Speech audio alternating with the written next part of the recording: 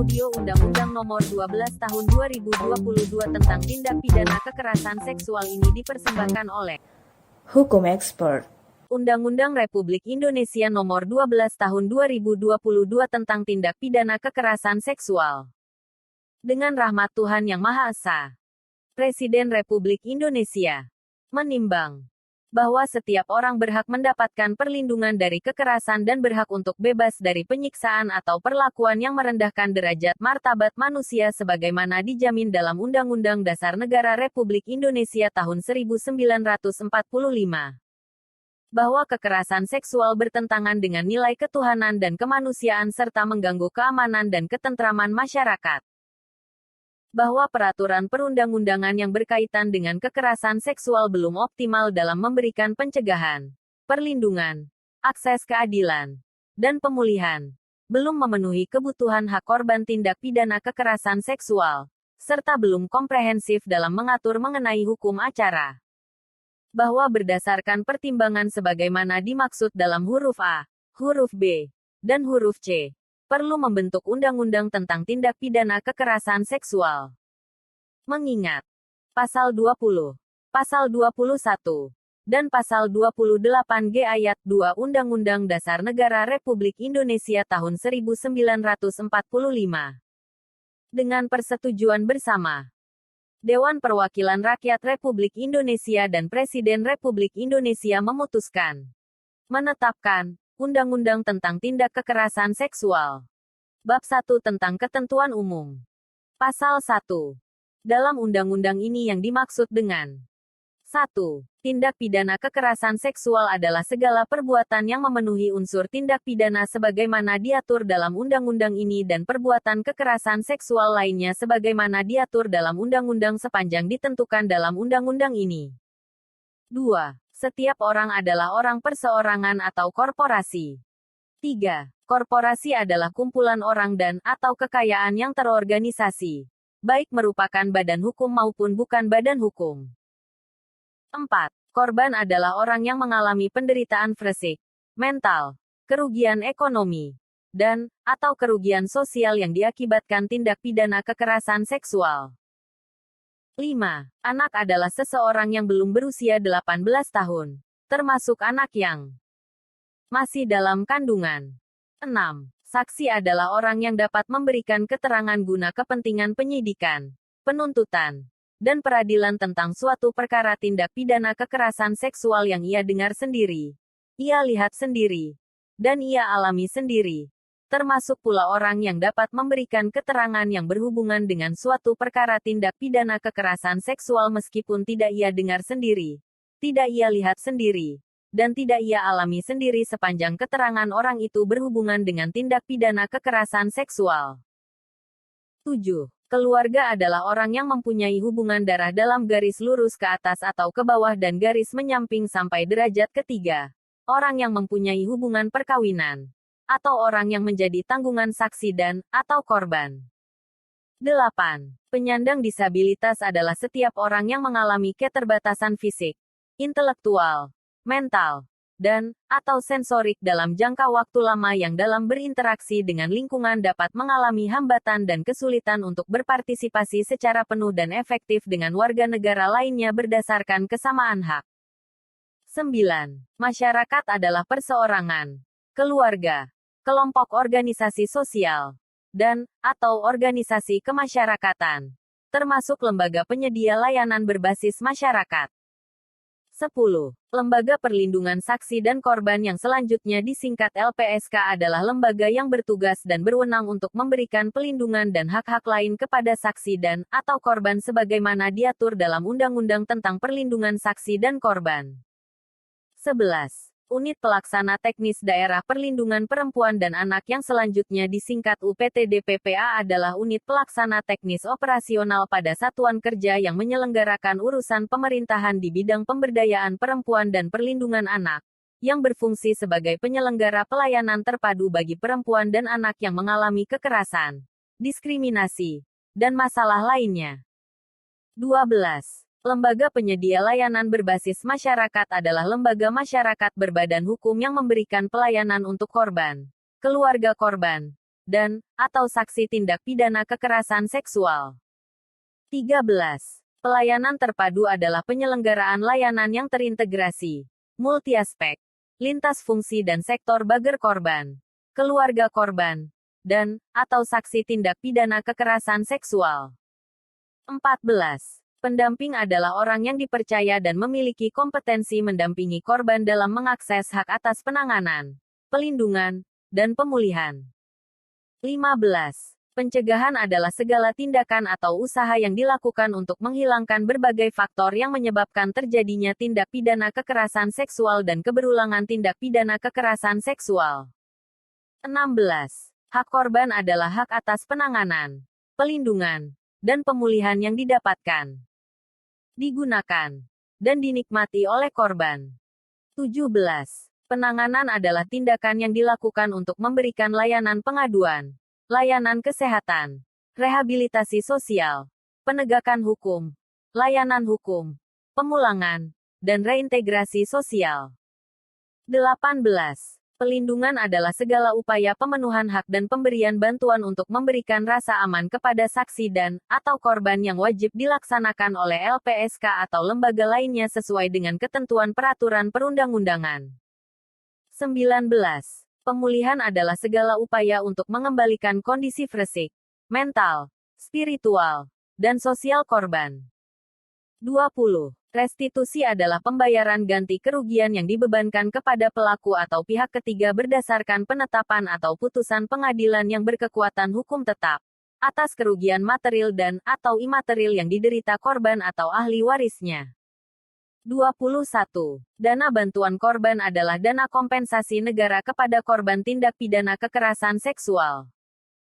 22.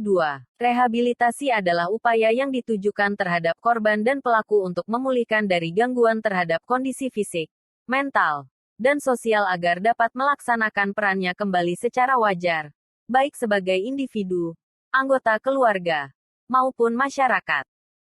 23. Pemerintah pusat adalah Presiden Republik Indonesia yang memegang kekuasaan pemerintahan negara Republik Indonesia yang dibantu Wakil Presiden dan Menteri sebagaimana dimaksud dalam Undang-Undang Dasar Negara Republik Indonesia tahun 1945. 24. Pemerintah daerah adalah kepala daerah sebagai unsur penyelenggara pemerintahan daerah yang memimpin pelaksanaan urusan pemerintahan yang menjadi kewenangan daerah otonom. 25. Menteri adalah menteri yang urusan pemerintahan di bidang pemberdayaan perempuan dan tugas pemerintahan di bidang perlindungan anak. Pasal 2. Pengaturan tindak pidana kekerasan seksual didasarkan pada asas A. Penghargaan atas harkat dan martabat manusia. B. Non-diskriminasi. C. Kepentingan terbaik bagi korban. D. Keadilan. E. Kemanfaatan. Dan F. Kepastian hukum. Pasal 3. Substansi dalam Undang-Undang Tindak Pidana Kekerasan Seksual bertujuan untuk A. Mencegah segala bentuk kekerasan seksual. B. Menangani, melindungi, dan memulihkan korban. C. Melaksanakan penegakan hukum dan merehabilitasi pelaku. D. Lingkungan tanpa kekerasan seksual. Dan E. Menjamin ketidakberulangan kekerasan seksual. Bab 2 tentang tindak pidana kekerasan seksual. Pasal 4. Ayat 1. Tindak pidana kekerasan seksual terdiri atas A. Pelecehan seksual non-fisik. B. Pelecehan seksual fisik. C. Pemaksaan kontrasepsi. D. Pemaksaan sterilisasi. E. Pemaksaan perkawinan. F. Penyiksaan seksual. G. Eksploitasi seksual. H. Perbudakan seksual. Dan I. Kekerasan seksual berbasis elektronik. Ayat 2. Selain tindak pidana kekerasan seksual sebagaimana dimaksud pada ayat 1, tindak pidana kekerasan seksual juga meliputi A. Perkosaan. B. Perbuatan cabul. C. Persetubuhan terhadap anak, perbuatan cabul terhadap anak, dan atau eksploitasi seksual terhadap anak. D. Perbuatan melanggar kesusilaan yang bertentangan dengan kehendak korban. E. Pornografi yang melibatkan anak atau pornografi yang secara eksplisit memuat kekerasan dan eksploitasi seksual. F. Pemaksaan pelacuran. G. Tindak pidana perdagangan orang yang ditujukan untuk eksploitasi seksual. H. Kekerasan seksual dalam lingkup rumah tangga. I. Tindak pidana pencucian uang yang tindak pidana asalnya merupakan tindak pidana kekerasan seksual. Dan J. Tindak pidana lain yang dinyatakan secara tegas sebagai tindak pidana kekerasan seksual sebagaimana diatur dalam ketentuan peraturan perundang-undangan. Pasal 5. Setiap orang yang melakukan perbuatan seksual secara non-fisik yang ditujukan terhadap tubuh, keinginan seksual, dan atau organ reproduksi dengan maksud merendahkan harkat dan martabat seseorang berdasarkan seksualitas dan atau kesusilaannya, dipidana karena pelecehan seksual non-fisik, dengan pidana penjara paling lama 9 bulan dan atau pidana denda paling banyak 10 juta rupiah. Pasal 6. Dipidana karena pelecehan seksual fisik. A. Setiap orang yang melakukan perbuatan seksual secara fisik yang ditujukan terhadap tubuh, keinginan seksual, dan atau organ reproduksi dengan maksud merendahkan harkat dan martabat seseorang berdasarkan seksualitas dan atau kesusilaannya yang tidak termasuk dalam ketentuan pidana lain yang lebih berat dengan pidana penjara paling lama 4 tahun dan atau pidana denda paling banyak 50 juta rupiah. B. Setiap orang yang melakukan perbuatan seksual secara fisik yang ditujukan terhadap tubuh, keinginan seksual, dan atau organ reproduksi dengan maksud menempatkan seseorang di bawah kekuasaannya secara melawan hukum, baik di dalam maupun di luar perkawinan dengan pidana penjara paling lama 12 tahun dan atau pidana denda paling banyak 300 juta rupiah. C. Setiap orang yang menyalahgunakan kedudukan, wewenang, kepercayaan, atau perbawa yang timbul dari tipu muslihat atau hubungan keadaan atau memanfaatkan kerentanan, ketidaksetaraan atau ketergantungan seseorang, memaksa atau dengan penyesatan menggerakkan orang itu untuk melakukan atau membiarkan dilakukan persetubuhan atau perbuatan cabul dengannya atau dengan orang lain, dipidana dengan pidana penjara paling lama 12 tahun dan atau pidana denda paling banyak 300 juta rupiah. Pasal 7. Ayat 1. Pelecehan seksual non-fisik sebagaimana dimaksud dalam pasal 5 dan pelecehan seksual fisik sebagaimana dimaksud dalam pasal 6 huruf A merupakan delik aduan. Ayat 2. Ketentuan sebagaimana dimaksud pada ayat 1 tidak berlaku bagi korban penyandang disabilitas atau anak. Pasal 8. Setiap orang yang melakukan perbuatan memaksa orang lain menggunakan alat kontrasepsi dengan kekerasan atau ancaman kekerasan, penyalahgunaan kekuasaan, penyesatan, penipuan, membuat atau memanfaatkan kondisi tidak kurang dari berdaya yang dapat membuat kehilangan fungsi reproduksinya untuk sementara waktu, dipidana karena pemaksaan kontrasepsi, dengan pidana penjara paling lama 5 tahun dan atau pidana denda paling banyak 50 juta rupiah. Pasal 9.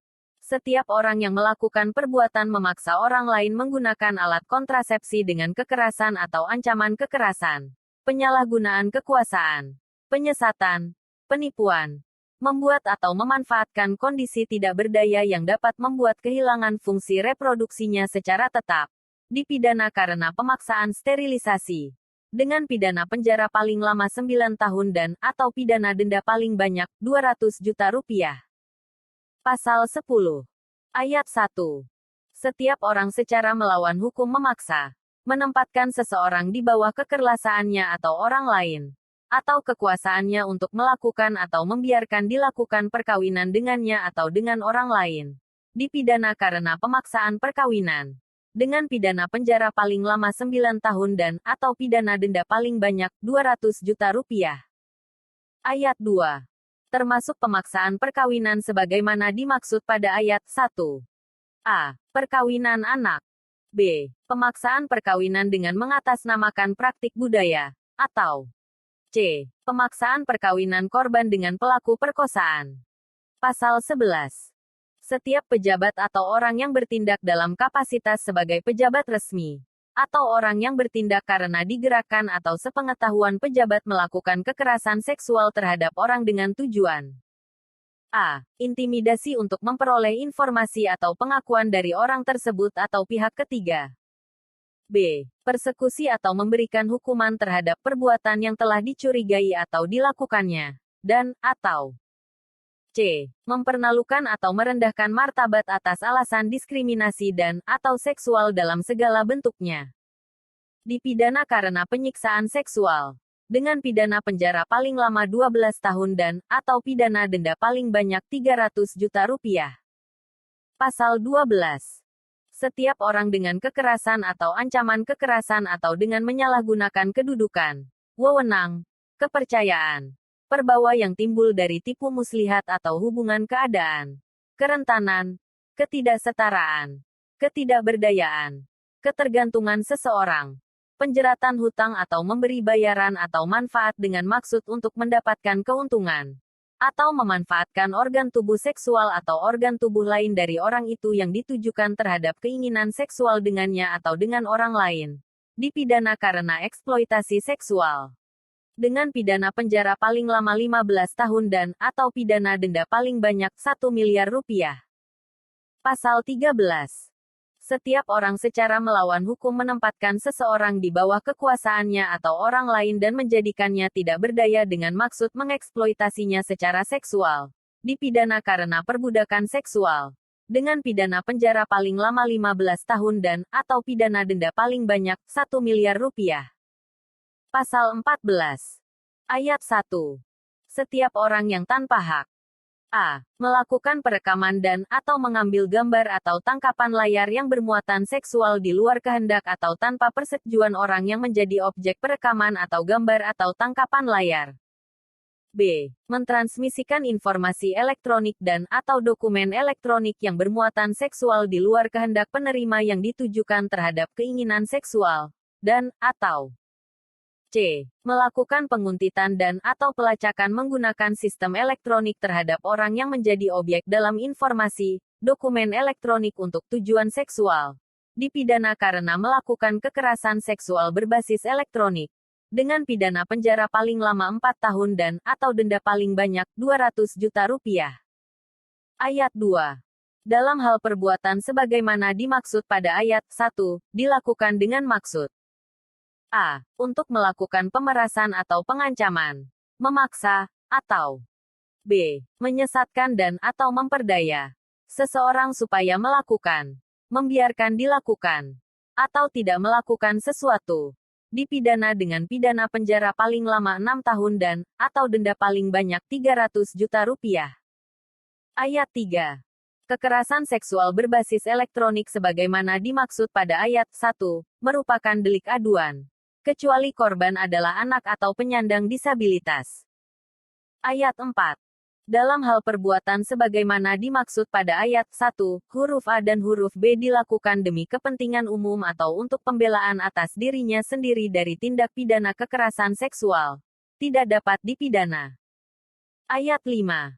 Dalam hal korban kekerasan seksual berbasis elektronik sebagaimana dimaksud pada ayat 1, huruf A dan huruf B merupakan anak atau penyandang disabilitas. Adanya kehendak atau persetujuan korban tidak menghapuskan tuntutan pidana. Pasal 15. Ayat 1.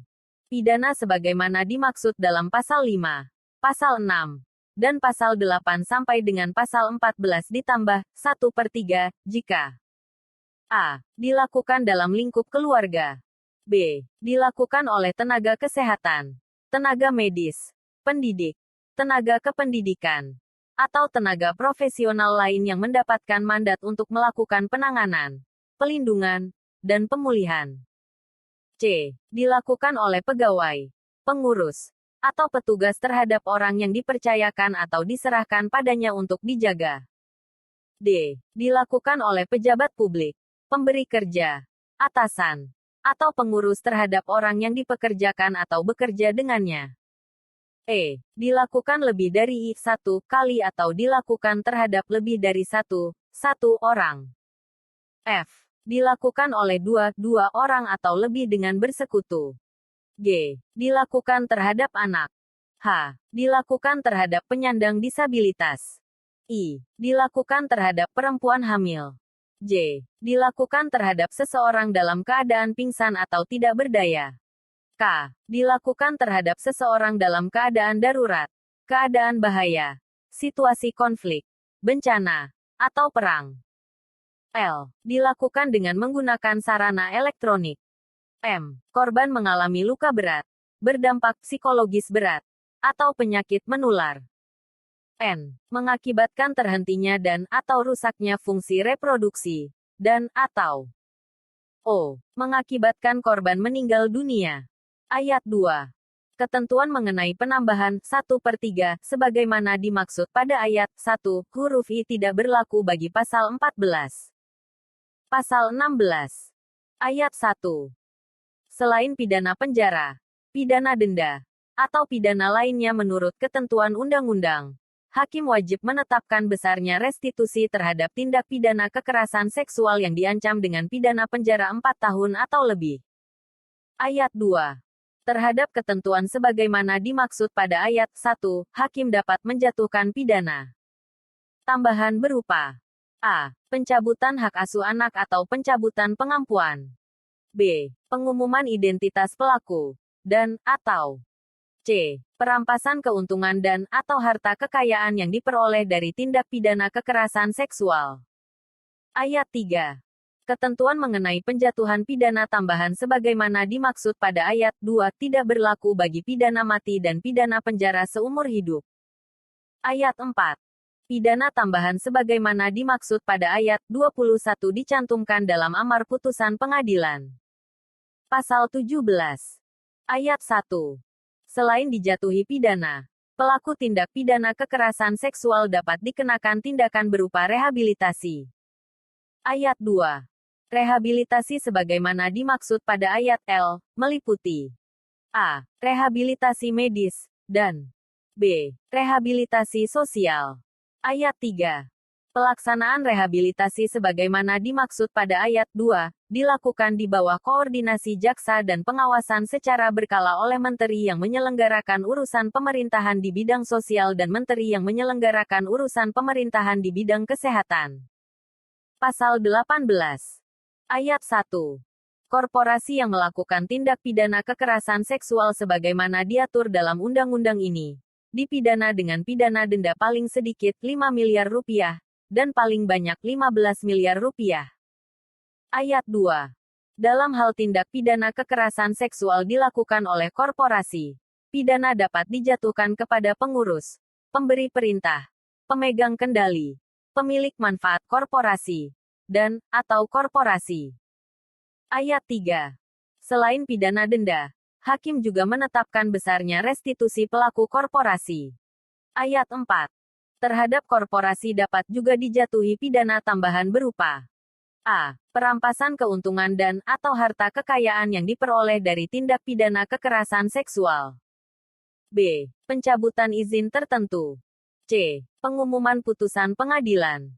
D. Pelarangan permanen melakukan perbuatan tertentu. E. Pembekuan seluruh atau sebagian kegiatan korporasi. F. Penutupan seluruh atau sebagian tempat usaha korporasi. Dan atau G. Pembubaran korporasi. Bab 3 tentang tindak pidana lain yang berkaitan dengan tindak pidana kekerasan seksual. Pasal 19. Setiap orang yang dengan sengaja mencegah, merintangi, atau menggagalkan secara langsung atau tidak langsung penyidikan, penuntutan, dan atau pemeriksaan di sidang pengadilan terhadap tersangka, terdakwa, atau saksi dalam perkara tindak pidana kekerasan seksual, dipidana dengan pidana penjara paling lama 5 tahun. Bab 4 tentang penyidikan, penuntutan, dan pemeriksaan di sidang pengadilan. Bagian ke-1 tentang umum. Pasal 20. Penyidikan, penuntutan, dan pemeriksaan di sidang pengadilan terhadap tindak pidana kekerasan seksual dilaksanakan berdasarkan undang-undang yang mengatur mengenai hukum acara pidana, termasuk yang diberlakukan secara khusus dalam penanganan perkara tindak pidana kekerasan seksual tertentu, kecuali ditentukan lain dalam undang-undang ini. Pasal 21. Ayat 1. Penyidik, penuntut umum, dan hakim yang menangani perkara tindak pidana kekerasan seksual harus memenuhi persyaratan. A. Memiliki integritas dan kompetensi tentang penanganan perkara yang berperspektif hak asasi manusia dan korban, dan B. Telah mengikuti pelatihan terkait penanganan perkara tindak pidana kekerasan seksual. Ayat 2. Dalam hal belum terdapat penyidik, penuntut umum, atau hakim Izreng memenuhi persyaratan sebagaimana dimaksud pada ayat 1, perkara tindak pidana kekerasan seksual ditangani oleh penyidik, penuntut umum, atau hakim yang berpengalaman dalam menangani tindak pidana kekerasan seksual berdasarkan keputusan yang ditetapkan oleh pejabat yang berwenang. Ayat 3. Keputusan sebagaimana dimaksud pada ayat 2, ditetapkan dengan ketentuan sebagai berikut. A. Penyidik oleh Kepala Kepolisian Negara Republik Indonesia atau pejabat lain yang ditunjuk. B. Penuntut umum oleh Jaksa Agung atau pejabat lain yang ditunjuk. Dan C. Hakim oleh Ketua Mahkamah Agung atau pejabat lain yang ditunjuk. Pasal 22. Penyidik, penuntut umum, dan hakim melakukan pemeriksaan terhadap saksi, korban, tersangka, terdakwa dengan tetap menjunjung tinggi hak asasi manusia, kehormatan, martabat, tanpa intimidasi, dan tidak menjustifikasi kesalahan, tidak melakukan viktimisasi atas cara hidup dan kesusilaan, termasuk pengalaman seksual dengan pertanyaan yang bersifat menjerat atau yang menimbulkan trauma bagi korban atau yang tidak berhubungan dengan tindak pidana kekerasan seksual. Pasal 23. Perkara tindak pidana kekerasan seksual tidak dapat dilakukan penyelesaian di luar proses peradilan, kecuali terhadap pelaku anak sebagaimana diatur dalam undang-undang. Bagian kedua tentang alat bukti. Pasal 24. Ayat 1. Alat bukti yang sah dalam pembuktian tindak pidana kekerasan seksual terdiri atas A. Alat bukti sebagaimana dimaksud dalam hukum acara pidana. B. Alat bukti lain berupa informasi elektronik dan atau dokumen elektronik sebagaimana diatur dalam ketentuan peraturan perundang-undangan. Dan C. Barang bukti yang digunakan untuk melakukan tindak pidana atau sebagai hasil tindak pidana kekerasan seksual dan atau benda atau barang yang berhubungan dengan tindak pidana tersebut. Ayat 2. Termasuk alat bukti keterangan saksi yaitu hasil pemeriksaan terhadap saksi dan atau korban pada tahap penyidikan melalui perekaman elektronik. Ayat 3. Termasuk alat bukti surat yaitu A. Surat keterangan psikolog klinis dan atau psikiater, dokter spesialis kedokteran jiwa. B. Rekam medis. C. Hasil pemeriksaan forensik, dan atau D. Hasil pemeriksaan rekening bank. Pasal 25. Ayat 1. Keterangan saksi dan atau korban cukup untuk membuktikan bahwa terdakwa bersalah jika disertai dengan satu alat bukti sah lainnya dan hakim memperoleh keyakinan bahwa benar telah terjadi tindak pidana dan terdakwalah yang bersalah. Ayat 2. Keluarga dari terdakwa dapat memberi keterangan sebagai saksi di bawah sumpah janji, tanpa persetujuan terdakwa. Ayat 3. Dalam hal keterangan saksi hanya dapat diperoleh dari korban. Keterangan saksi yang tidak dilakukan di bawah sumpah janji, atau keterangan saksi yang diperoleh dari orang lain. Kekuatan pembuktiannya dapat didukung dengan keterangan yang diperoleh dari A. Orang yang dapat memberikan keterangan yang berhubungan dengan perkara tindak pidana kekerasan seksual meskipun tidak ia dengar sendiri, tidak ia lihat sendiri, dan tidak ia alami sendiri, sepanjang keterangan orang itu berhubungan dengan tindak pidana tersebut. B. Saksi yang keterangannya berdiri sendiri tetapi ada hubungannya satu dengan yang lain sedemikian rupa sehingga dapat membenarkan adanya suatu kejadian atau keadaan tertentu dan keterangannya dapat digunakan sebagai alat bukti yang sah baik dalam kualifikasi sebagai keterangan saksi maupun petunjuk, dan atau C. Ahli yang membuat alat bukti surat dan atau ahli yang mendukung pembuktian tindak pidana. Ayat 4. Keterangan saksi dan atau korban penyandang disabilitas mempunyai kekuatan hukum yang sama dengan keterangan saksi dan atau korban yang bukan penyandang disabilitas. Ayat 5. Keterangan saksi dan atau korban sebagaimana dimaksud pada ayat A, wajib didukung dengan penilaian personal sebagaimana diatur dalam peraturan perundang-undangan mengenai akomodasi yang layak untuk penyandang disabilitas dalam proses peradilan. Bagian ketiga tentang pendampingan korban dan saksi. Pasal 26. Ayat 1. Korban dapat didampingi oleh pendamping pada semua tingkat pemeriksaan dalam proses peradilan.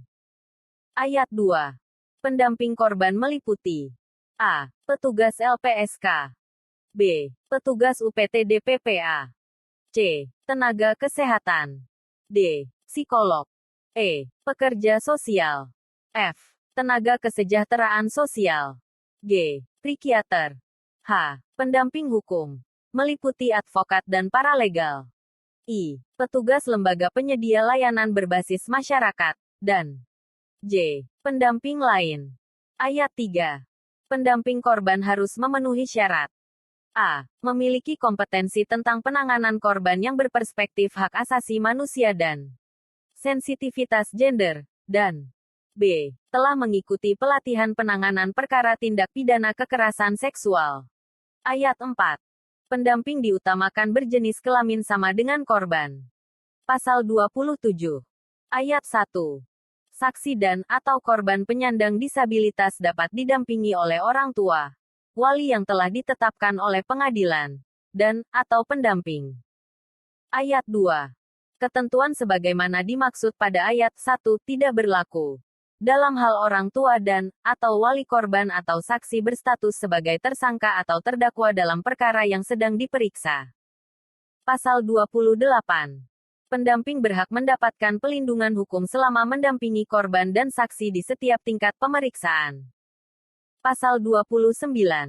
Pendamping sebagaimana dimaksud dalam pasal 26 yang sedang melakukan penanganan terhadap korban tidak dapat dituntut secara hukum, baik pidana maupun perdata atas pendampingan atau pelayanannya, kecuali jika pendampingan atau pelayanannya diberikan tidak dengan iktikat baik.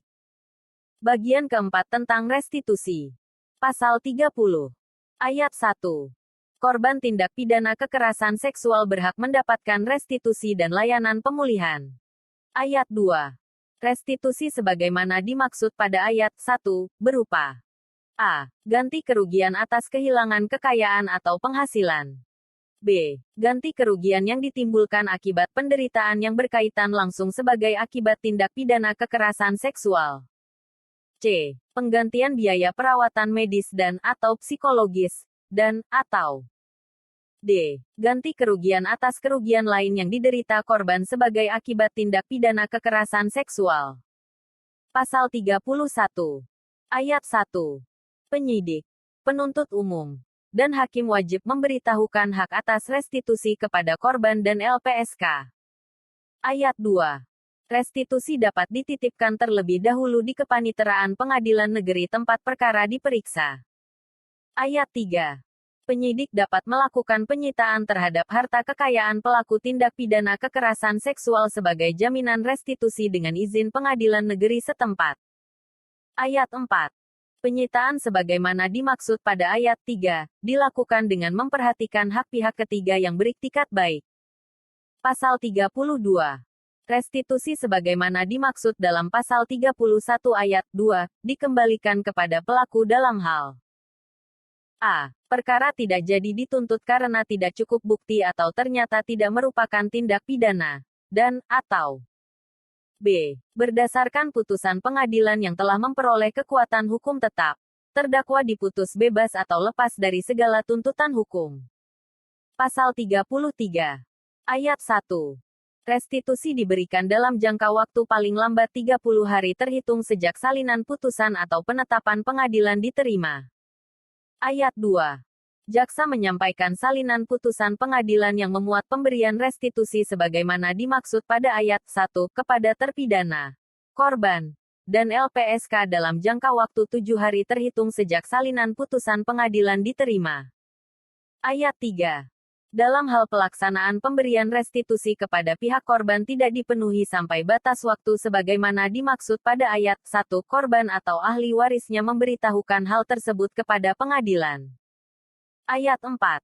Pengadilan sebagaimana dimaksud pada ayat 3, memberikan surat peringatan secara tertulis kepada pemberi restitusi untuk segera memenuhi kewajiban memberikan restitusi kepada korban atau ahli warisnya.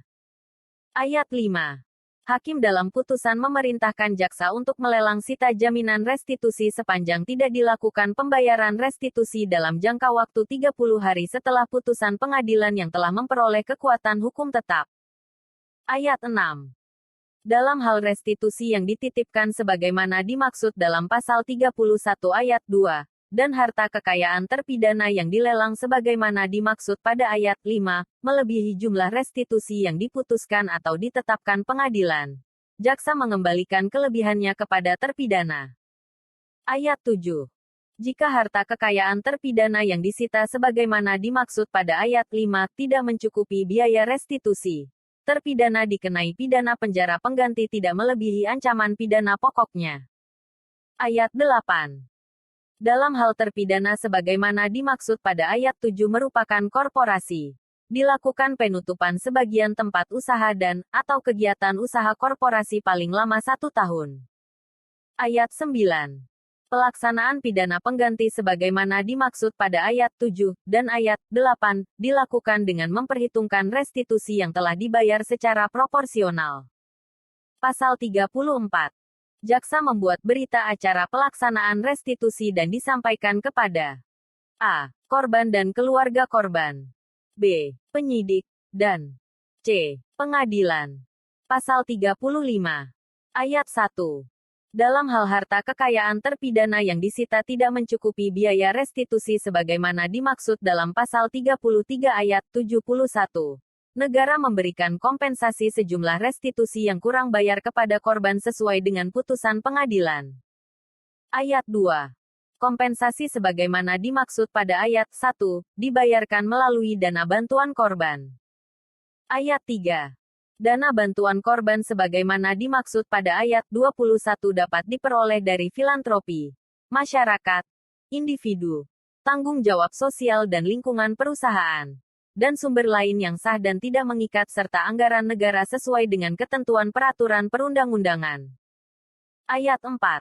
Ketentuan mengenai sumber, peruntukan, dan pemanfaatan dana bantuan korban sebagaimana dimaksud pada ayat 2, diatur dengan peraturan pemerintah. Pasal 36. Ayat 1. Terhadap perkara yang dikesampingkan demi kepentingan umum atau dihentikan demi hukum, untuk sita restitusi atau restitusi yang dititipkan berupa barang, dimintakan penetapan kepada Ketua Pengadilan Negeri untuk dilakukan lelang. Ayat 2. Dalam hal perkara dikesampingkan demi kepentingan umum, permintaan penetapan sebagaimana dimaksud pada ayat 1, diajukan oleh Jaksa Agung. Ayat 3.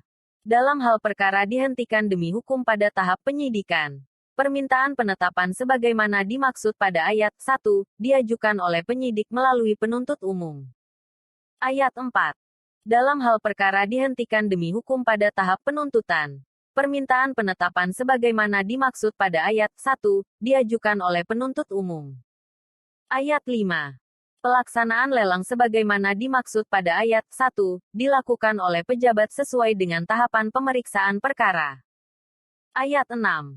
Dalam hal telah dilakukan lelang oleh pejabat sebagaimana dimaksud pada ayat 5, hasil lelang digunakan untuk pembayaran restitusi dengan memperhitungkan penilaian LPSK. Pasal 37. Dalam hal pelaku adalah anak, pemberian restitusi dilakukan oleh orang tua atau wali. Pasal 38. Ketentuan mengenai tata cara pengajuan restitusi dilaksanakan sesuai dengan ketentuan peraturan perundang-undangan. Bagian kelima tentang pelaporan. Pasal 39. Ayat 1. Korban atau orang ya.ng mengetahui, melihat, dan/atau menyaksikan peristiwa yang merupakan tindak pidana kekerasan seksual melaporkan kepada UPTD PPA, Unit Pelaksana Teknis dan Unit Pelaksana Teknis Daerah di bidang sosial, lembaga penyedia layanan berbasis masyarakat, dan/atau kepolisian, baik di tempat korban berada maupun di tempat terjadinya tindak pidana. Ayat 2. Tenaga medis atau tenaga kesehatan wajib menginformasikan kepada UPTD PPA, Unit Pelaksana Teknis dan Unit Pelaksana Teknis Daerah di bidang sosial, lembaga penyedia layanan berbasis masyarakat, dan/atau kepolisian jika menemukan adanya dugaan terjadinya tindak pidana kekerasan seksual. Pasal 40. UPTD PPA, Unit Pelaksana Teknis dan Unit Pelaksana Teknis Daerah di bidang sosial, dan/atau lembaga penyedia layanan berbasis masyarakat yang menerima laporan sebagaimana dimaksud dalam Pasal 39 ayat 1, wajib memberikan pendampingan dan pelayanan terpadu yang dibutuhkan korban. Pasal 41. Ayat 1. UPT-DPPA, Unit Pelaksana Teknis dan Unit Pelaksana Teknis Daerah di Bidang Sosial, dan, atau Lembaga Penyedia Layanan Berbasis Masyarakat Wajib. A. Menerima laporan di ruang khusus yang menjamin keamanan dan kerahasiaan korban, dan B. Menyelenggarakan penguatan psikologis bagi korban. Dalam hal korban menyampaikan laporan dan, atau informasi melalui UPT-DPPA, Unit Pelaksana Teknis dan Unit Pelaksana Teknis Daerah di Bidang Sosial, dan, atau Lembaga Penyedia Layanan Berbasis Masyarakat. Ayat 2. UPT-DPPA, Unit Pelaksana Teknis dan Unit Pelaksana Teknis Daerah di Bidang Sosial, dan, atau Lembaga Penyedia Layanan Berbasis Masyarakat wajib membuat laporan kepada kepolisian atas laporan dan, atau informasi yang disampaikan oleh korban, tenaga medis, tenaga kesehatan, psikiater, psikolog, atau pekerja sosial. Ayat 3. UPT-DPPA, Unit Pelaksana Teknis dan Unit Pelaksana Teknis Daerah di Bidang Sosial, dan, atau Lembaga Penyedia Layanan Berbasis Masyarakat wajib menyampaikan laporan dan, atau informasi sebagaimana dimaksud pada ayat 2 paling lambat 3 kali 24 jam sejak korban melapor. Ayat 4. Dalam hal korban menyampaikan laporan langsung melalui kepolisian, kepolisian wajib menerima laporan di ruang pelayanan khusus yang menjamin keamanan dan kerahasiaan korban. Ayat 5. Pelaporan sebagaimana dimaksud pada ayat 2, diterima oleh petugas atau penyidik yang melaksanakan pelayanan khusus lagi korban. Bagian ke-6 tentang pelindungan korban. Pasal 42. Ayat 1. Dalam waktu paling lambat 1 kali 24 jam terhitung sejak menerima laporan tindak pidana kekerasan seksual, kepolisian dapat memberikan pelindungan sementara kepada korban. Ayat 2. Pelindungan sementara sebagaimana dimaksud pada ayat L, diberikan berdasarkan surat perintah pelindungan sementara untuk waktu paling lama 14 hari terhitung sejak korban ditangani. Ayat 3. Untuk keperluan pelindungan sementara sebagaimana dimaksud pada ayat 1, kepolisian berwenang membatasi gerak pelaku, baik yang bertujuan untuk menjauhkan pelaku dari korban dalam jarak dan waktu tertentu maupun pembatasan hak tertentu dari pelaku. Ayat 4. Pembatasan sebagaimana dimaksud pada ayat 3, dituangkan dalam Surat Perintah Pelindungan Sementara. Pasal 43. Ayat 1. Dalam waktu paling lambat 1 kali 24 jam terhitung sejak pemberian pelindungan sementara sebagaimana dimaksud dalam Pasal 42 ayat 1, kepolisian wajib mengajukan permintaan pelindungan kepada LPSK. Ayat 2. Pemberian pelindungan sebagaimana dimaksud pada ayat 1, dilaksanakan sesuai dengan ketentuan peraturan perundang-undangan. Pasal 44.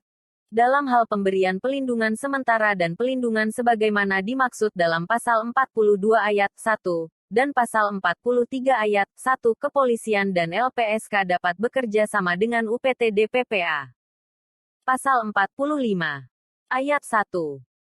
Dalam hal tersangka atau terdakwa tidak ditahan dan ada kekhawatiran tersangka atau terdakwa akan melakukan tindak pidana kekerasan seksual, intimidasi, ancaman, dan, atau kekerasan kepada korban dan berdasarkan permintaan korban, keluarga, penyidik, penuntut umum, atau pendamping, hakim dapat mengeluarkan penetapan pembatasan gerak pelaku, baik yang bertujuan untuk menjauhkan pelaku dari korban dalam jarak dan waktu tertentu maupun pembatasan hak tertentu dari pelaku. Ayat 2. Penetapan pembatasan gerak pelaku sebagaimana dimaksud pada ayat 1, diberikan dalam waktu paling lama 6 bulan dan dapat diperpanjang sebanyak 1 kali untuk waktu paling lama 6 bulan. Ayat 3.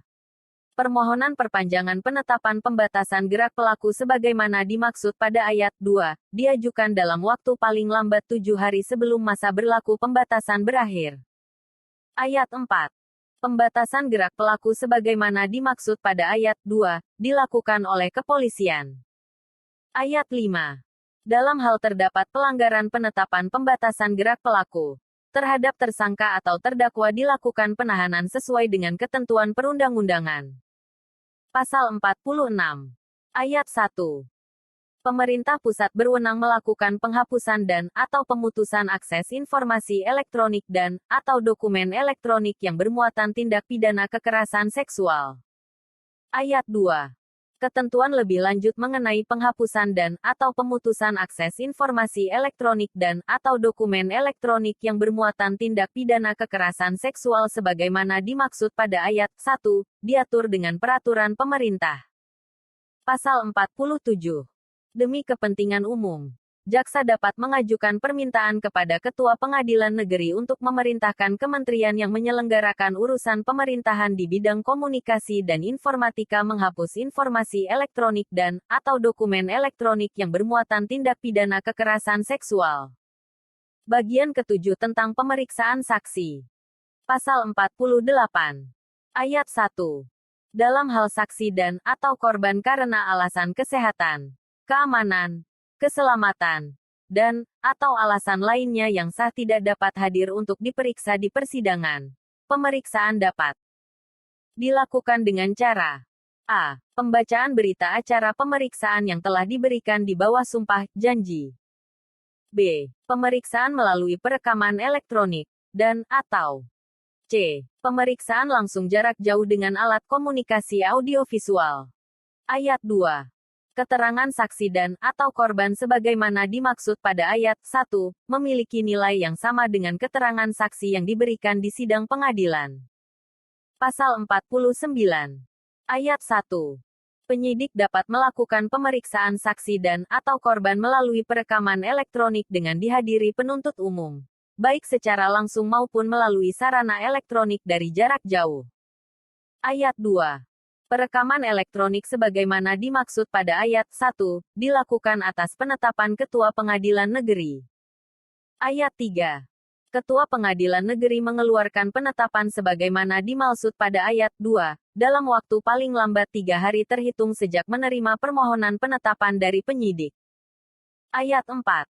Apabila dalam waktu sebagaimana dimaksud pada ayat 3 Ketua Pengadilan Negeri tidak mengeluarkan penetapan, penyidik berdasarkan kewenangannya dapat melakukan pemeriksaan saksi dan/atau korban melalui perekaman elektronik sebagaimana dimaksud pada ayat 1. Ayat 5.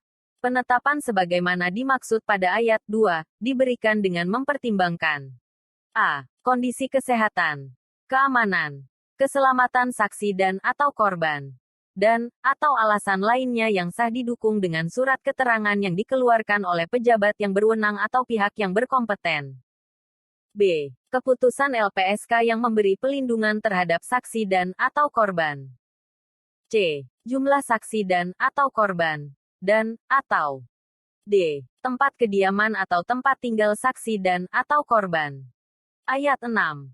Dalam hal pemeriksaan dilakukan terhadap saksi dan/atau korban yang berkediaman atau bertempat tinggal di luar negeri, perekaman elektronik dilakukan dengan didampingi pejabat perwakilan Republik Indonesia di luar negeri. Pasal 50. Ayat 1. Perekaman elektronik sebagaimana dimaksud dalam pasal 49 ayat 1, dibuatkan a. Berita acara pemeriksaan saksi, b. Berita acara perekaman elektronik, dan c. Berita acara sumpah atau janji untuk saksi yang dapat disumpah atau diambil janjinya. Ayat 2. Berita acara sebagaimana dimaksud pada ayat 1, dapat ditandatangani secara elektronik. Pasal 51. Ayat 1. Hakim dapat memerintahkan penuntut umum untuk melakukan pemeriksaan langsung jarak jauh dengan alat komunikasi audiovisual terhadap saksi dan/atau korban. Ayat 2. Perintah sebagaimana dimaksud pada ayat 1, mempertimbangkan a. Kondisi kesehatan, keamanan, keselamatan saksi dan/atau korban, dan/atau alasan lainnya yang sah didukung dengan surat keterangan yang dikeluarkan oleh pejabat yang berwenang atau pihak yang berkompeten. b. Keputusan LPSK yang memberi pelindungan terhadap saksi dan/atau korban. c. Jumlah saksi dan/atau korban, dan/atau d. Tempat kediaman atau tempat tinggal saksi dan/atau korban. Ayat 3. Pemeriksaan langsung jarak jauh dengan alat komunikasi audiovisual dapat dilakukan di pengadilan tempat perkara diperiksa atau di tempat lain dengan memperhatikan kesehatan, keamanan, dan, atau keselamatan saksi dan, atau korban. Ayat 4. Dalam hal pemeriksaan dilakukan terhadap saksi dan, atau korban yang berkediaman atau bertempat tinggal di luar negeri. Pemeriksaan langsung jarak jauh dengan alat komunikasi audiovisual dilakukan dengan didampingi pejabat perwakilan Republik Indonesia di luar negeri. Bagian ke-8 tentang penyidikan. Pasal 52. Satu hal saksi dan, atau korban tindak pidana kekerasan seksual adalah anak. Penyidik dapat melakukan perekaman elektronik atau pemeriksaan langsung jarak jauh dengan alat komunikasi audiovisual, dengan persetujuan atau tanpa persetujuan orang tua atau walinya, dan dengan tetap memperhatikan kepentingan terbaik bagi anak. Pasal 53. Ayat 1. Pemeriksaan pada tahap penyidikan dilakukan di ruang pelayanan khusus di kepolisian. Ayat 2. Dalam hal tertentu, pemeriksaan sebagaimana dimaksud pada ayat 1, dapat dilakukan di UPTD PPA atau tempat lain. Pasal 54. Ayat 1. Sebelum melakukan pemeriksaan terhadap korban, penyidik wajib berkoordinasi dengan pendamping tentang kesiapan dan kebutuhan terkait kondisi korban. Ayat 2. Hasil koordinasi dengan pendamping sebagaimana dimaksud pada ayat 1, dapat dijadikan dasar penyidik untuk melakukan pemeriksaan terhadap korban. Ayat 3. Dalam hal korban mengalami trauma berat, penyidik dapat menyampaikan pertanyaan melalui pendamping. Pasal 55. Ayat 1. Penyidik berwenang membuat suatu data dan, atau sistem elektronik yang terkait tindak pidana kekerasan seksual agar tidak dapat diakses selain untuk proses peradilan. Ayat 2. Pelaksanaan wewenang sebagaimana dimaksud pada ayat 1, dilakukan berdasarkan penetapan Kepala Kejaksaan Negeri setempat. Bagran ke-9 tentang penuntutan. Pasal 56. Ayat 1. Dalam hal dianggap perlu, penuntut umum dapat melakukan pertemuan pendahuluan dengan saksi dan atau korban setelah menerima atau menerima kembali hasil penyidikan yang lengkap dari penyidik. Ayat 2. Pertemuan pendahuluan sebagaimana dimaksud pada ayat 1, dilaksanakan setelah penyerahan tersangka dan barang bukti. Ayat 3. Untuk keperluan pertemuan pendahuluan, penuntut umum melakukan pemanggilan terhadap saksi dan, atau korban dengan menyebut waktu, tempat, dan alasan pemanggilan. Ayat 4. Pertemuan pendahuluan sebagaimana dimaksud pada ayat 1, dapat dilaksanakan melalui media elektronik dengan mempertimbangkan kesehatan, keamanan, dan, atau keselamatan saksi dan, atau korban. Ayat 5. Dalam pertemuan pendahuluan, saksi dan, atau korban dapat didampingi oleh pendamping dan, atau keluarga serta dapat dihadiri penyidik. Ayat 6. Dalam pertemuan pendahuluan, penuntut umum menyampaikan dan menjelaskan informasi mengenai a. Proses peradilan, b. Hak saksi dan atau korban, termasuk hak untuk mengajukan restitusi serta tata cara pengajuannya, c. Konsekuensi atas keputusan saksi dan, atau korban untuk hadir atau tidak hadir dalam pemeriksaan di persidangan guna memastikan saksi dan, atau korban dapat memahami situasinya, dan d. Pemeriksaan di luar persidangan melalui perekaman elektronik dan atau pemeriksaan langsung jarak jauh dengan alat komunikasi audiovisual dapat dilakukan jika saksi dan, atau korban tidak dapat hadir di persidangan karena alasan kesehatan, keamanan, keselamatan, dan, atau alasan lainnya yang sah. Pasal 57. Ayat 1. Dalam menguraikan fakta dan perbuatan yang terkait dengan seksualitas, penuntut umum sedapat mungkin menghindari uraian yang terlalu detail, vulgar, dan berlebihan dalam surat dakwaan dengan tetap memperhatikan uraian secara cermat, jelas, dan lengkap. Ayat 2. Penghindaran uraian yang terlalu detail, vulgar, dan berlebihan sebagaimana dimaksud pada ayat 1, ditujukan untuk penghormatan terhadap hak asasi manusia, martabat, dan privasi korban serta mencegah reviktimisasi terhadap korban. Ayat 3.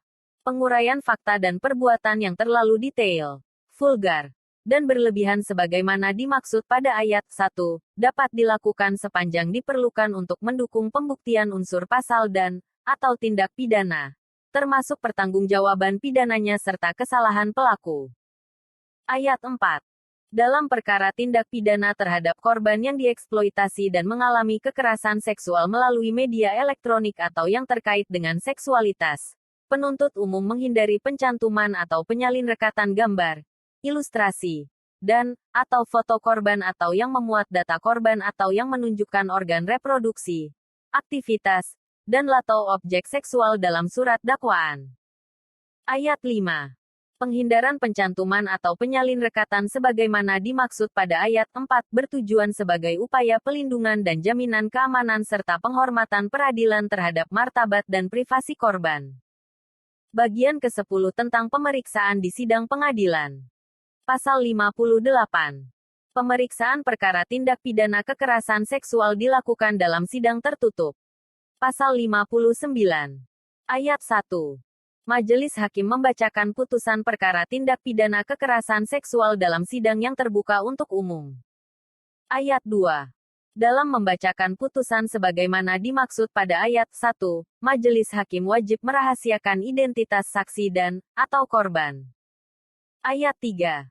Pengadilan harus merahasiakan informasi yang memuat identitas saksi dan/atau korban dalam putusan atau penetapan pengadilan. Ayat 4.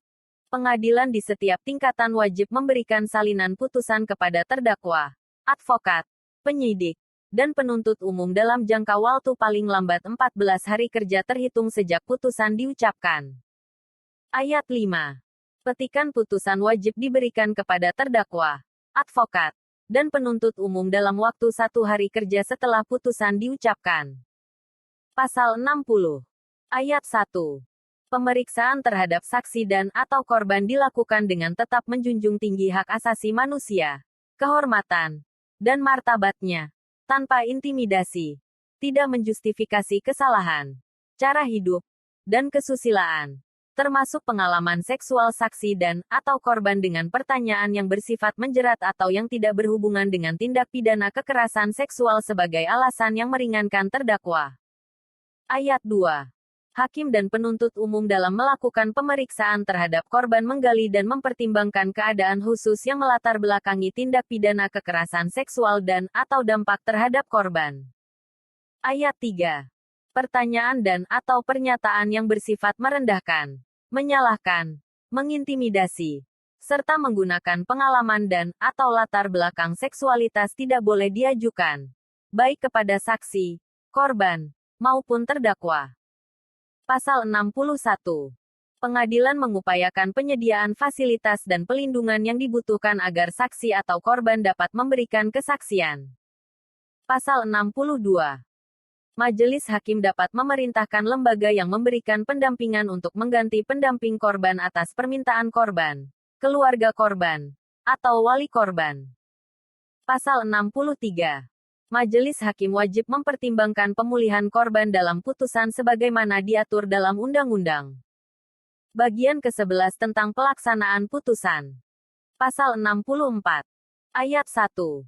Jika pengadilan menjatuhkan putusan pidana denda, terpidana diberi jangka waktu 30 hari sejak putusan telah memperoleh kekuatan hukum tetap untuk membayar denda tersebut. Ayat 2. Dalam hal terdapat alasan kuat, jangka waktu sebagaimana dimaksud pada ayat 1, dapat diperpanjang untuk waktu paling lama 1 bulan. Ayat 3. Jika terpidana tidak membayar pidana denda dalam jangka waktu sebagaimana dimaksud pada ayat 1, atau ayat 2, harta kekayaan atau pendapatan terpidana dapat disita dan dilelang oleh jaksa untuk melunasi pidana denda sesuai dengan putusan pengadilan. Ayat 4. Jika penyitaan dan pelelangan harta kekayaan atau pendapatan sebagaimana dimaksud pada ayat 3 tidak cukup atau tidak memungkinkan untuk dilaksanakan, pidana denda yang tidak dibayar diganti dengan pidana penjara paling lama tidak melebihi ancaman pidana pokok. Ayat 5. Untuk terpidana korporasi, pidana pengganti sebagaimana dimaksud pada ayat 41 berupa pembekuan seluruh atau sebagian kegiatan usaha korporasi untuk waktu paling lama 1 tahun. Ayat 6.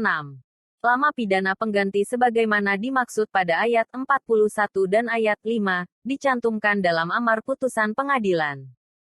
Ayat 7. Pelaksanaan pidana pengganti sebagaimana dimaksud pada ayat A, Dan ayat 5, dilakukan dengan memperhitungkan pidana denda yang telah dibayar secara proporsional. Bab 5 tentang hak korban, keluarga korban, dan saksi. Bab ke-1 tentang umum. Pasal 65. Ayat 1. Ketentuan mengenai hak korban, keluarga korban, dan saksi yang diatur dalam peraturan perundang-undangan tetap berlaku, kecuali ditentukan lain oleh undang-undang ini. Ayat 2. Pelaksanaan pelindungan saksi dan korban diselenggarakan sesuai dengan undang-undang yang mengatur tentang perlindungan saksi dan korban, kecuali ditentukan lain oleh undang-undang ini.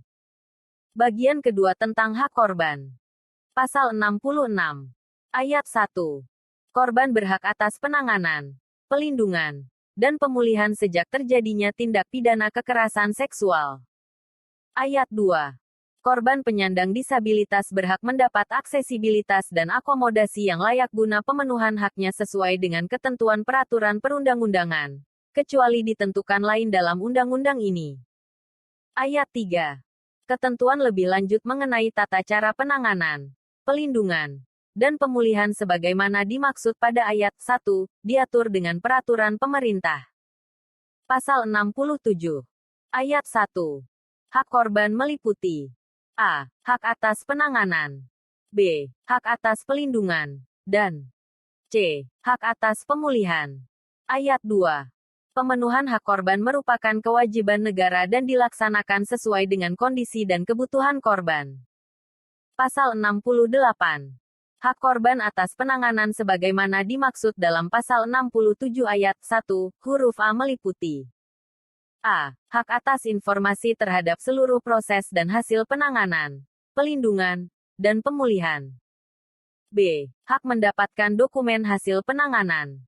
C. Hak atas layanan hukum. D. Hak atas penguatan psikologis. E. Hak atas pelayanan kesehatan meliputi pemeriksaan, tindakan, dan perawatan medis. F. Hak atas layanan dan fasilitas sesuai dengan kebutuhan khusus korban, dan G. Hak atas penghapusan konten bermuatan seksual untuk kasus kekerasan seksual dengan media elektronik. Pasal 69. Hak korban atas pelindungan sebagaimana dimaksud dalam pasal 67 ayat 1, huruf B meliputi A. Penyediaan informasi mengenai hak dan fasilitas pelindungan. B. Penyediaan akses terhadap informasi penyelenggaraan pelindungan. C. Pelindungan dari ancaman atau kekerasan pelaku dan pihak lain serta berulangnya kekerasan. D. Pelindungan atas kerahasiaan identitas. E. Pelindungan dari sikap dan perilaku aparat penegak hukum yang merendahkan korban. F. Pelindungan dari kehilangan pekerjaan, mutase pekerjaan, pendidikan, atau akses politik, dan G. Pelindungan korban dan, atau pelapor dari tuntutan pidana atau gugatan perdata atas tindak pidana kekerasan seksual yang telah dilaporkan. Pasal 70. Ayat 1. Hak korban atas pemulihan sebagaimana dimaksud dalam pasal 67 ayat 1, huruf C meliputi A. Rehabilitasi medis. B. Rehabilitasi mental dan sosial. C. Pemberdayaan sosial. D. Restitusi dan atau kompensasi. Dan E. Reintegrasi sosial. Ayat 2. Pemulihan sebelum dan selama proses peradilan meliputi A. Penyediaan layanan kesehatan untuk pemulihan fisik. B. Penguatan psikologis. C. Pemberian informasi tentang hak korban dan proses peradilan. D. Pemberian informasi tentang layanan pemulihan bagi korban. E. Pendampingan hukum. F. Pemberian aksesibilitas dan akomodasi yang layak bagi korban penyandang disabilitas. G. Penyediaan bantuan transportasi, konsumsi, biaya hidup sementara, dan tempat kediaman sementara yang layak dan aman. H. Penyediaan bimbingan rohani dan spiritual. I. Penyediaan fasilitas pendidikan bagi korban. J. Penyediaan dokumen kependudukan dan dokumen pendukung lain yang dibutuhkan oleh korban. K. Hak atas informasi dalam hal narapidana telah selesai menjalani hukuman, dan L. Hak atas penghapusan konten bermuatan seksual untuk kasus kekerasan seksual dengan sarana elektronik. Ayat 3. Pemulihan setelah proses peradilan meliputi a. Pemantauan, pemeriksaan, serta pelayanan kesehatan fisik dan psikologis korban secara berkala dan berkelanjutan. B. Penguatan dukungan komunitas untuk pemulihan korban. C. Pendampingan penggunaan restitusi dan/atau kompensasi. D. Penyediaan dokumen kependudukan dan dokumen pendukung lainnya yang dibutuhkan oleh korban. E. Penyediaan layanan jaminan sosial berupa jaminan kesehatan dan bantuan sosial lainnya sesuai dengan kebutuhan berdasarkan penilaian tim terpadu. F. Pemberdayaan ekonomi. Dan G. Penyediaan kebutuhan lain berdasarkan hasil identifikasi UPTD PPA dan/atau lembaga penyedia layanan berbasis masyarakat. Ayat 4. Ketentuan lebih lanjut mengenai tim terpadu sebagaimana dimaksud pada ayat 3, huruf E diatur dengan Peraturan Presiden. Bagian ketiga tentang hak keluarga korban. Pasal 71. Ayat 1. Hak keluarga korban meliputi a. Hak atas informasi tentang hak korban, hak keluarga korban, dan proses peradilan pidana sejak dimulai pelaporan hingga selesai masa pidana yang dijalani terpidana. B. Hak atas kerahasiaan identitas. C. Hak atas keamanan pribadi serta bebas dari ancaman yang berkenaan dengan kesaksian yang akan, sedang, atau telah diberikan. D. Hak untuk tidak dituntut pidana dan tidak digugat perdata atas laporan tindak pidana kekerasan seksual. E. Hak asuh terhadap anak yang menjadi korban, kecuali haknya dicabut melalui putusan pengadilan. F. Hak mendapatkan penguatan psikologis. G. Hak atas pemberdayaan ekonomi. Dan H. Hak untuk mendapatkan dokumen kependudukan dan dokumen pendukung lain yang dibutuhkan oleh keluarga korban. Ayat 2. Selain hak sebagaimana dimaksud pada ayat 1, anak atau anggota keluarga lain yang bergantung penghidupannya kepada korban atau orang tua yang bukan sebagai pelaku berhak atas a. Fasilitas pendidikan. B. Layanan dan jaminan kesehatan. Dan C. Jaminan sosial. Ayat 3. Pemenuhan hak keluarga korban merupakan kewajiban negara dan dilaksanakan sesuai dengan kondisi dan kebutuhan korban. Bab 6 tentang penyelenggaraan pelayanan terpadu perlindungan perempuan dan anak di pusat dan daerah. Pasal 72. Pemerintah pusat dan pemerintah daerah menyelenggarakan pelayanan terpadu dalam penanganan, pelindungan, dan pemulihan. Pasal 73. Ayat 1. Penyelenggaraan pelayanan terpadu di pusat dikoordinasikan oleh Menteri. Ayat 2. Penyelenggaraan pelayanan terpadu sebagaimana dimaksud pada ayat 1, melibatkan a. Kementerian yang urusan pemerintahan di bidang kesehatan. B. Kementerian yang urusan pemerintahan di bidang sosial. C. Kementerian yang urusan pemerintahan di bidang hukum dan hak asasi manusia. D. Kementerian yang menyelenggarakan urusan pemerintahan di bidang luar negeri. E. Kementerian yang menyelenggarakan urusan di bidang pemerintahan dalam negeri. F. Kementerian yang menyelenggarakan urusan pemerintahan di bidang pendidikan. G. Kementerian yang menyelenggarakan urusan pemerintahan di bidang agama. H. Kepolisian. I. LPSK. J. Badan Pelindungan Pekerja Migran Indonesia. Dan K. Institusi lainnya. Pasal 74. Menteri menyelenggarakan pelayanan terpadu yang meliputi a. Penyediaan layanan bagi korban yang memerlukan koordinasi tingkat nasional, lintas provinsi, dan internasional, dan b. Penyediaan layanan bagi anak yang memerlukan pelindungan khusus yang memerlukan koordinasi tingkat nasional dan internasional. Pasal 75. Ketentuan lebih lanjut mengenai penyelenggaraan pelayanan terpadu di pusat diatur dengan Peraturan Presiden. Pasal 76. Ayat 1. Penyelenggaraan pelayanan terpadu sebagaimana dimaksud dalam pasal 72 di daerah dilakukan oleh satuan kerja yang urusan pemerintahan di bidang pemberdayaan perempuan dan perlindungan anak. Ayat 2. Pemerintah daerah provinsi dan kabupaten kota wajib membentuk UPTD PPA yang menyelenggarakan penanganan, pelindungan, dan pemulihan korban, keluarga korban, dan/atau saksi. Ayat 3. Dalam penanganan, pelindungan, dan Pemulihan Korban. UPTD-PPA bertugas A. Menerima laporan atau penjangkauan korban. B. Memberikan informasi tentang hak korban. C. Memfasilitasi pemberian layanan kesehatan. D. Memfasilitasi pemberian layanan penguatan psikologis. E. Memfasilitasi pemberian layanan psikososial, rehabilitasi sosial, pemberdayaan sosial, dan reintegrasi sosial. F. Menyediakan layanan hukum. G. Mengidentifikasi kebutuhan pemberdayaan ekonomi. H. Mengidentifikasi kebutuhan penampungan sementara untuk korban dan keluarga korban yang perlu dipenuhi segera. I. Memfasilitasi kebutuhan korban penyandang disabilitas. J. Dan bekerja sama atas pemenuhan hak korban dengan lembaga lainnya. Dan K. Memantau pemenuhan hak korban oleh aparatur penegak hukum selama proses acara peradilan. Pasal 77. UPTD-PPA dalam melaksanakan tugas dan fungsinya dapat bekerja sama dengan A. Pusat Kesehatan Masyarakat, rumah sakit, dan fasilitas layanan kesehatan lainnya. B. Unit pelaksana teknis yang urusan di bidang sosial. C. Rumah tahanan, lembaga pemasyarakatan, dan balai pemasyarakatan. D. Kepolisian. E. Kejaksaan. F. Pengadilan. G. Unit pelaksana teknis badan yang menyelenggarakan pelindungan pekerja migran. H. Kantor wilayah kementerian yang menyelenggarakan urusan pemerintahan di bidang agama. I. Kantor wilayah dan unit pelaksana teknis kementerian yang urusan pemerintahan di bidang hukum dan hak asasi manusia. J. Perwakilan LPSK di daerah.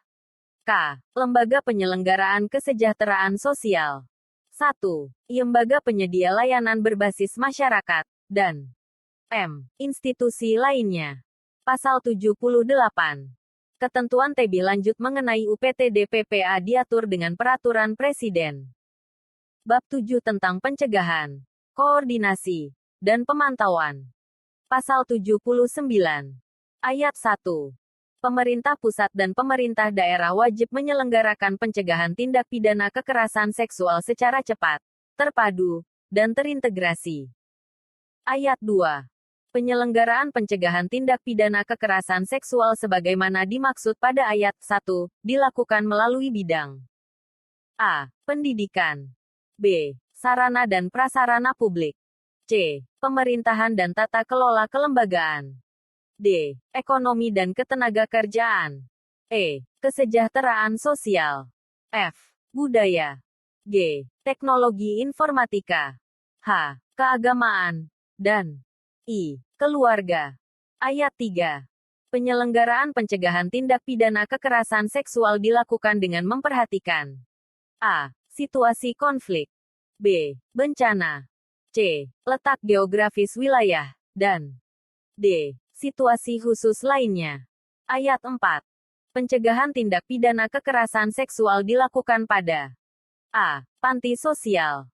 B. Satuan pendidikan. Dan C. Tempat lain yang berpotensi terjadi tindak pidana kekerasan seksual.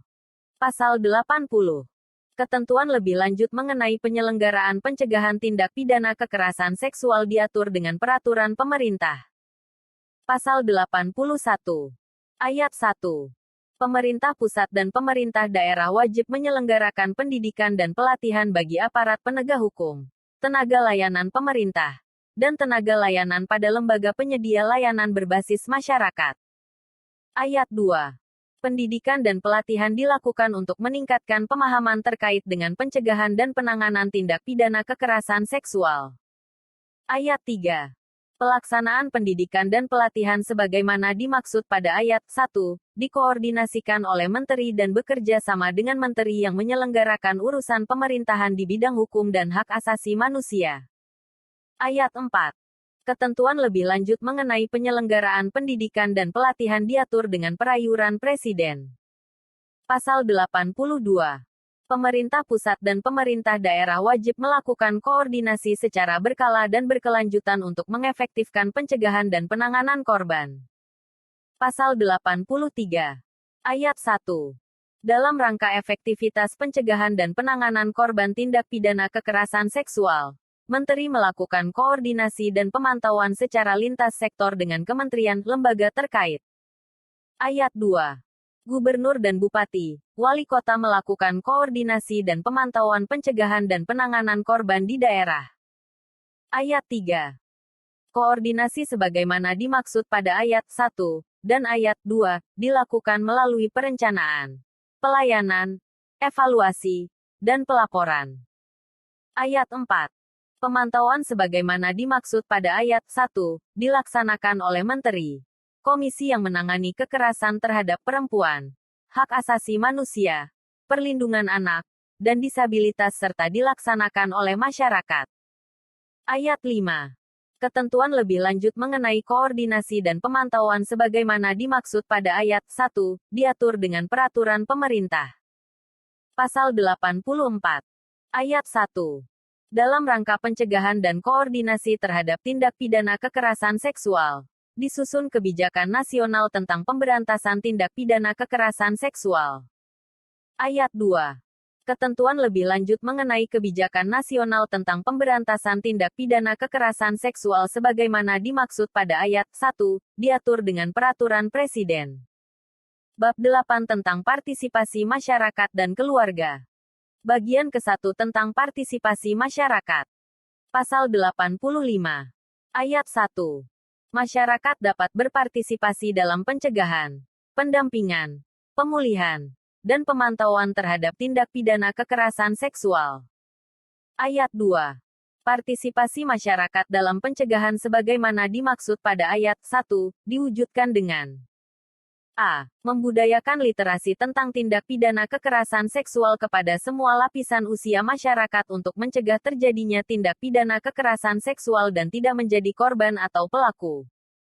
B. Menyosialisasikan peraturan perundang-undangan yang mengatur tentang tindak pidana kekerasan seksual, dan C. Menciptakan kondisi lingkungan yang dapat mencegah terjadinya tindak pidana kekerasan seksual.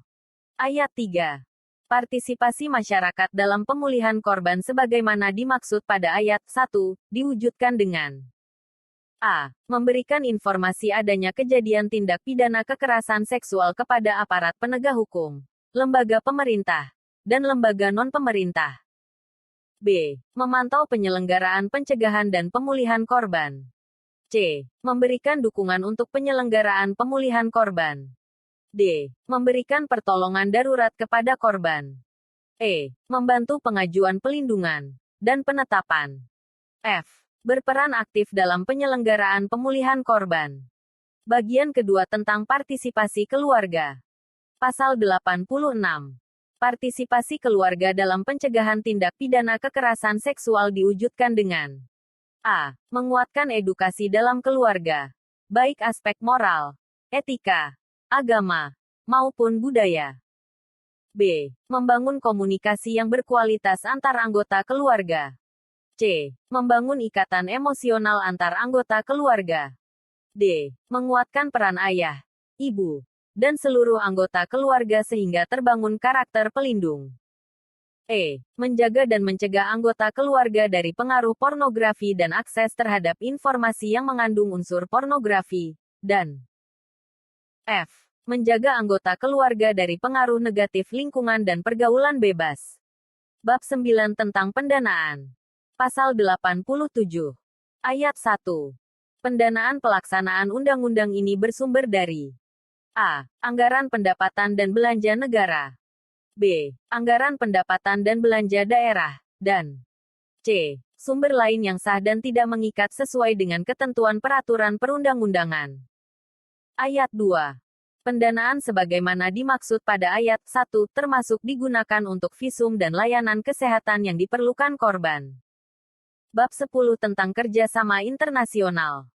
Pasal 88. Ayat 1.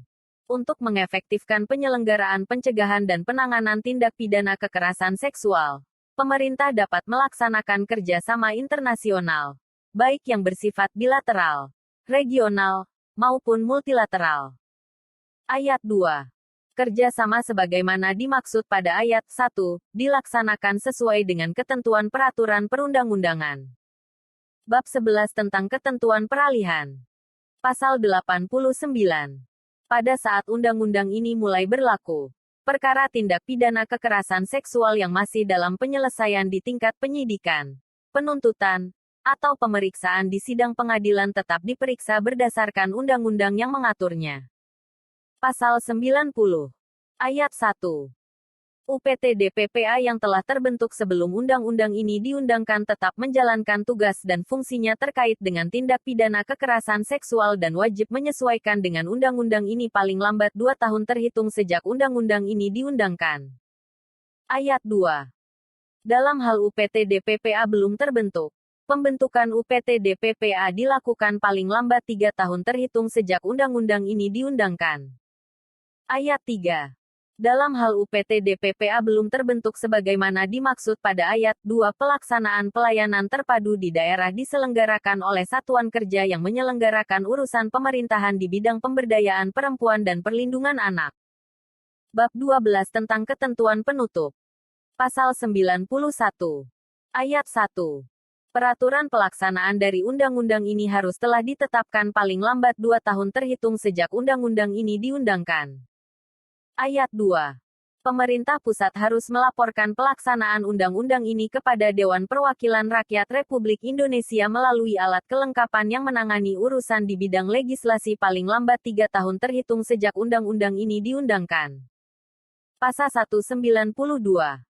Ketentuan mengenai tindak pidana kekerasan seksual yang diatur dalam undang-undang lain dinyatakan tetap berlaku sepanjang tidak bertentangan dengan undang-undang ini. Pasal 93. Undang-undang ini mulai berlaku pada tanggal diundangkan. Agar setiap orang mengetahuinya, memerintahkan pengundangan undang-undang ini dengan penempatannya dalam Lembaran Negara Republik Indonesia. Disahkan di Jakarta pada tanggal 9 Mei tahun 2022. Presiden Republik Indonesia, Joko Widodo. Diundangkan di Jakarta pada tanggal 9 Mei tahun 2022. Menteri Hukum dan Hak Asasi Manusia Republik Indonesia. Yasona H. Laoli. Lembaran Negara Republik Indonesia tahun 2022 nomor 12O. Salinan sesuai dengan aslinya. Kementerian Sekretariat Negara Republik Indonesia. Bidang Perundang-undangan dan Administrasi Hukum. TTD. Penjelasan atas Undang-Undang Republik Indonesia Nomor 12 Tahun 2022 tentang Tindak Pidana Kekerasan Seksual. Umum. Hak setiap warga negara untuk mendapatkan perlindungan dari kekerasan dan bebas dari penyiksaan atau perlakuan yang merendahkan derajat martabat manusia merupakan hak konstitusional yang dijamin dalam Undang-Undang Dasar Negara Republik Indonesia tahun 1945. Kekerasan seksual merupakan bentuk dari tindakan kekerasan dan perlakuan yang merendahkan derajat martabat manusia, yang bertentangan dengan nilai ketuhanan dan kemanusiaan, serta yang mengganggu keamanan dan ketentraman masyarakat. Indonesia telah berkomitmen untuk menghapus segala bentuk penyiksaan dan perlakuan yang merendahkan martabat manusia serta diskriminasi terhadap perempuan, anak, dan penyandang disabilitas melalui pengesahan beberapa konvensi internasional. Antara lain, Konvensi Internasional tentang Penghapusan Segala Bentuk Diskriminasi Terhadap Perempuan, Konvensi Internasional menentang penyiksaan dan perlakuan atau penghukuman lain yang kejam, tidak manusiawi, atau merendahkan martabat manusia, Konvensi Internasional tentang Penghapusan Segala Bentuk Diskriminasi Rasial, Konvensi Internasional mengenai hak-hak penyandang disabilitas, Protokol Opsional dan Konvensi Internasional tentang Hak-hak Anak, dan Konvensi Internasional mengenai penjualan anak, prostitusi anak, dan pornografi anak. Indonesia juga telah memiliki komitmen untuk menegakkan hak sipil dan politik, ekonomi, sosial, dan budaya sebagaimana tertera dalam Undang-Undang Nomor 11 Tahun 2005 tentang Pengesahan International Covenant on Economic, Social, NC, Cultural Rights, Covenant Internasional tentang hak-hak ekonomi, sosial, dan budaya, dan Undang-Undang Nomor 12 Tahun 2005 tentang Pengesahan International Covenant on Civil and Political Rights, Covenant Internasional tentang hak-hak sipil dan politik. Kekerasan seksual merupakan pelanggaran hak asasi manusia, kejahatan terhadap martabat kemanusiaan, serta bentuk diskriminasi yang harus dihapuskan. Kekerasan seksual semakin marak terjadi di masyarakat yang menimbulkan dampak luar biasa kepada korban. Dampak tersebut meliputi penderitaan fisik, mental, kesehatan, ekonomi, dan sosial hingga politik. Dampak kekerasan seksual juga sangat hidup korban. Dampak kekerasan seksual semakin menguat ketika korban merupakan bagian dari masyarakat yang margin secara ekonomi, sosial, dan politik, atau mereka yang memiliki kebutuhan khusus, seperti anak dan penyandang disabilitas. Sampai saat ini telah ada peraturan perundang-undangan yang mengatur beberapa bentuk kekerasan seksual, namun sangat terbatas bentuk dan lingkupnya. Peraturan perundang-undangan yang tersedia belum sepenuhnya mampu merespons fakta kekerasan seksual yang terjadi dan berkembang di masyarakat. Penyidikan, penuntutan, dan pemeriksaan di pengadilan terhadap perkara kekerasan seksual juga masih belum memperhatikan hak korban dan cenderung menyalahkan korban. Selain itu, masih diperlukan upaya pencegahan dan keterlibatan masyarakat agar terwujud kondisi lingkungan yang bebas dari kekerasan seksual. Oleh karena itu, diperlukan undang-undang khusus tentang tindak pidana kekerasan seksual yang mampu menyediakan landasan hukum material dan formil sekaligus sehingga dapat menjamin kepastian hukum dan memenuhi kebutuhan hukum masyarakat. Sebagai negara yang berdasarkan atas ketuhanan yang Maha Esa, undang-undang ini tidak dimaksudkan untuk membenarkan perilaku seks bebas dan seks menyimpang karena H1 tersebut tidak sesuai dengan Pancasila, norma agama, dan nilai budaya bangsa. Undang-undang tentang tindak pidana kekerasan seksual merupakan upaya pembaruan hukum untuk mengatasi berbagai persoalan tersebut. Pembaruan hukum ini memiliki tujuan sebagai berikut. 1. Mencegah segala bentuk kekerasan seksual. 2. Menangani, melindungi, dan memulihkan korban. 3. Melaksanakan penegakan hukum dan merehabilitasi pelaku. 4. Mewujudkan lingkungan tanpa kekerasan seksual. Dan 5. Menjamin ketidakberulangan kekerasan seksual. Undang-undang ini mengatur mengenai pencegahan segala bentuk tindak pidana kekerasan seksual, penanganan, pelindungan, dan pemulihan hak korban, koordinasi antara pemerintah pusat dan pemerintah daerah, dan kerjasama internasional agar pencegahan dan penanganan korban kekerasan seksual dapat terlaksana dengan efektif. Selain itu, diatur juga keterlibatan masyarakat dalam pencegahan dan pemulihan korban agar dapat mewujudkan kondisi lingkungan yang bebas dari kekerasan seksual. Beberapa terobosan dalam Undang-Undang tentang Tindak Pidana Kekerasan Seksual antara lain adalah selain pengualifikasian jenis tindak pidana kekerasan seksual sebagaimana diatur dalam undang-undang ini, juga terdapat tindak pidana lain yang dinyatakan secara tegas sebagai tindak pidana kekerasan seksual sebagaimana diatur dalam ketentuan peraturan perundang-undangan lainnya. 2. Terdapat pengaturan hukum acara yang komprehensif mulai tahap penyidikan, penuntutan, dan pemeriksaan di sidang pengadilan dengan tetap memperhatikan dan menjunjung tinggi hak asasi manusia, kehormatan, dan tanpa intimidasi. 3. Hak korban atas penanganan, pelindungan, dan pemulihan sejak terjadinya tindak pidana kekerasan seksual yang merupakan kewajiban negara dan dilaksanakan sesuai dengan kondisi dan kebutuhan korban. Selain itu, perhatian yang besar terhadap penderitaan korban juga terlihat dalam bentuk pemberian restitusi. Restitusi diberikan oleh pelaku tindak pidana kekerasan seksual sebagai ganti kerugian bagi korban.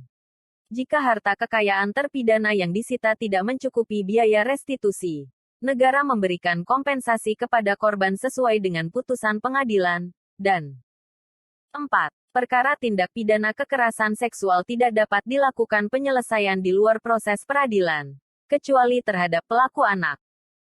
Romawi 2. Pasal demi pasal. Pasal dengan penjelasan cukup jelas tidak akan diuraikan dalam audio ini. Pasal 2 huruf A. Yang dimaksud dengan asas penghargaan atas harkat dan martabat manusia adalah pengakuan terhadap harkat dan martabat korban yang harus dilindungi, dihormati, dan ditegakkan. Pasal 2 huruf B. Yang dimaksud dengan asas non-diskriminasi adalah menghargai persamaan derajat tidak membeda-bedakan, baik para pihak, atas dasar agama, ras, etnis, suku bangsa, warna kulit, status sosial, afiliasi, dan ideologi.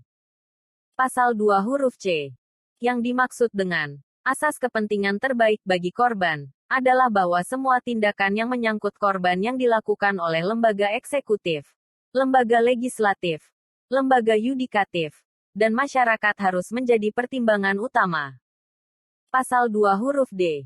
Yang dimaksud dengan asas keadilan adalah materi muatan terkait tindak pidana kekerasan seksual harus mencerminkan perlakuan yang adil dan proporsional bagi setiap warga negara. Pasal 2 huruf E. Yang dimaksud dengan asas kemanfaatan adalah materi muatan terkait tindak pidana kekerasan seksual mampu memberikan manfaat secara luas bagi kepentingan masyarakat, bangsa, dan negara. Pasal 2 huruf F. Yang dimaksud dengan asas kepastian hukum adalah bahwa penyelenggaraan pengaturan tindak pidana kekerasan seksual harus dilakukan dalam kerangka negara hukum yang mengutamakan landasan peraturan perundang-undangan, kepatutan, dan keadilan. Pasal 5.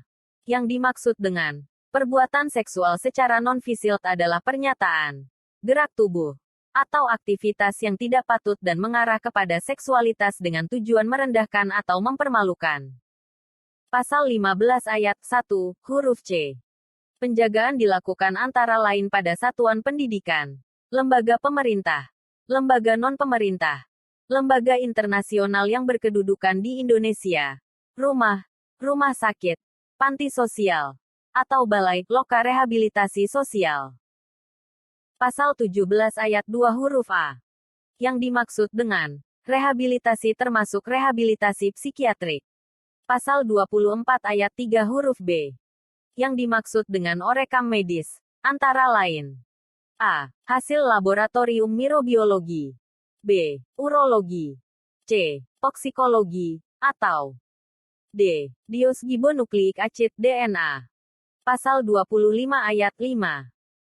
Yang dimaksud dengan penilaian personal adalah upaya untuk menilai ragam, tingkat, hambatan, dan kebutuhan penyandang disabilitas, baik secara medis maupun psikis untuk menentukan akomodasi yang layak. Pasal 30 ayat 3 huruf D. Yang dimaksud dengan kerugian lain, antara lain A. Biaya transportasi dasar, B. Biaya pengacara atau biaya lain yang berhubungan dengan proses hukum, C. Kehilangan penghasilan yang dijanjikan pelaku, dan atau D. Kehilangan penghasilan akibat tindak pidana kekerasan seksual. Pasal 31 ayat 4. Yang dimaksud dengan hak pihak ketiga adalah hak dari suami, istri, dan atau anak. Pasal 37. Jika orang tua atau wali pelaku tidak memiliki harta yang cukup, restitusi terhadap korban dilakukan sesuai dengan undang-undang ini. Pasal 39 ayat 1. Yang dimaksud dengan unit pelaksana teknis adalah unit pelaksana teknis yang berada di bawah kementerian yang menyelenggarakan urusan pemerintahan di bidang sosial. Yang dimaksud dengan unit pelaksana teknis daerah di bidang sosial adalah unit pelaksana teknis daerah yang menyelenggarakan urusan di bidang sosial yang berada di bawah pemerintah daerah. Pasal 42 ayat 3. Yang dimaksud dengan hak tertentu, antara lain adalah hak pelaku untuk bertemu dengan anak dari pelaku dan korban. Dalam hal tindak pidana kekerasan seksual dilakukan dalam lingkup rumah tangga. Pasal 47. Yang dimaksud dengan menghapus, termasuk menurunkan dan mengumumkan larangan posting yang bertujuan menyebarluaskan informasi elektronik dan atau dokumen elektronik yang bermuatan tindak pidana kekerasan seksual. Pasal 49 ayat 1. Perekaman dapat dilakukan dengan alat rekam audio dan atau audiovisual. Pasal 49 ayat 5 huruf D. Yang dimaksud dengan tempat kediaman atau tempat tinggal saksi dan atau korban, termasuk di dalamnya berkediaman atau bertempat tinggal di luar negeri atau di luar provinsi. Pasal 51 ayat 4. Ketentuan pemeriksa yuroran termasuk di dalamnya adalah pemeriksaan yang dilakukan di wilayah perwakilan Republik Indonesia atau di tempat lain yang dihadiri oleh perwakilan Republik Indonesia. Pasal 53 ayat 2. Yang dimaksud dengan dalam hal tertentu adalah dengan mempertimbangkan kesehatan, keamanan, dan atau keselamatan saksi dan atau korban. Pasal 56 ayat 3. Yang dimaksud dengan tempat adalah kantor kejaksaan negeri setempat, atau dalam hal terdapat keadaan menjadi saksi dan atau korban karena alasan yang sah tidak dapat hadir di kantor kejaksaan negeri setempat. Pertemuan pendahuluan dapat dilakukan di tempat lain dengan mempertimbangkan kesehatan, keamanan, dan atau keselamatan saksi dan atau korban.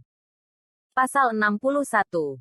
Yang dimaksud dengan yang dibutuhkan, antara lain adalah layanan kesehatan fisik dan psikis bagi korban sebagai akibat dari tindak pidana kekerasan seksual yang dialami. Pasal 66 ayat L. Penanganan, pelindungan, dan pemulihan terhadap korban diperoleh saat dilakukan pelaporan oleh korban, keluarga korban, wali korban, atau masyarakat kepada aparat penegak hukum, lembaga pemerintah, atau lembaga non-pemerintah yang menangani tindak pidana kekerasan seksual. Pasal 68 huruf C. Yang dimaksud dengan layanan hukum, antara lain adalah bantuan hukum, konsultasi hukum, dan pendampingan hukum. Pasal 70 ayat 1 huruf B. Yang dimaksud dengan rehabilitasi mental dan sosial, termasuk di dalamnya adalah rehabilitasi fisik, psikis, psikososial, dan mental spiritual. Huruf C. Pasal 70 ayat 2 huruf I. Yang dimaksud dengan fasilitas pendidikan adalah fasilitas bagi korban yang masih berada dalam masa studi. Pasal 70 ayat 3 huruf E. Yang dimaksud dengan tim terpadu adalah tim yang terdiri dari kementerian yang menyelenggarakan urusan pemerintahan di bidang pemberdayaan perempuan dan tugas pemerintahan di bidang perlindungan anak, kementerian yang urusan pemerintahan di bidang sosial, dan kementerian yang menyelenggarakan urusan pemerintahan di bidang kesehatan. Pasal 71 ayat 2 huruf A. Yang dimaksud dengan fasilitas pendidikan, antara lain adalah bantuan pendidikan dan pemberian beasiswa. Pasal 71 ayat 3. Pemenuhan hak keluarga korban diselenggarakan secara bersama sarna yang antara lain terdiri atas UPTD PPA, dinas yang menyelenggarakan urusan pemerintahan di bidang sosial, dan LPSK sesuai dengan ketentuan peraturan perundang-undangan. Pasal 73 ayat 2 huruf K. Yang dimaksud dengan institusi lainnya, antara lain adalah organisasi penyandang disabilitas, lembaga adat, dan organisasi keagamaan. Pasal 76 ayat 3 huruf E. Yang dimaksud dengan rehabilitasi sosial, termasuk di dalamnya adalah pelatihan vokasional dan pembinaan kewirausahaan. Pasal 77 huruf I. Yang dimaksud dengan unit pelaksana teknis adalah lembaga pembinaan khusus anak. Pasal 79 ayat 2 huruf A. Yang dimaksud dengan pendidikan, termasuk di dalamnya adalah muatan yang terkait dengan kesehatan reproduksi. Pasal 79 ayat 2 huruf I. Yang dimaksud dengan keluarga, termasuk di dalamnya adalah keluarga pengganti. Pasal 79 ayat 3 huruf D. Yang dimaksud dengan situasi khusus lainnya, antara lain adalah karantina atau keadaan luar biasa. Pasal 79 ayat 4 huruf A. Yang dimaksud dengan panti sosial, termasuk di dalamnya adalah panti penyandang disabilitas. Pasal 79 ayat 4 huruf B. Yang dimaksud dengan satuan pendidikan, termasuk di dalamnya satuan pendidikan berasrama. Pasal 79 ayat 4 huruf C. Yang dimaksud dengan tempat lain, antara lain adalah tempat pengungsian, tempat penampungan tenaga kerja, atau tempat lain yang berpotensi terjadinya tindak pidana kekerasan seksual. Pasal 83 ayat 1. Yang dimaksud dengan kementerian lembaga terkait, antara lain adalah kementerian yang menyelenggarakan urusan pemerintahan di bidang pendidikan. Pasal 87 ayat 2. Yang dimaksud dengan visum, antara lain adalah visum et repertum dan visum et repertum pesciatricum. Tambahan Lembaran Negara Republik Indonesia Nomor 6792. Audio Undang-Undang Nomor 12 Tahun 2022 tentang tindak pidana kekerasan seksual ini dipersembahkan oleh Hukum Expert.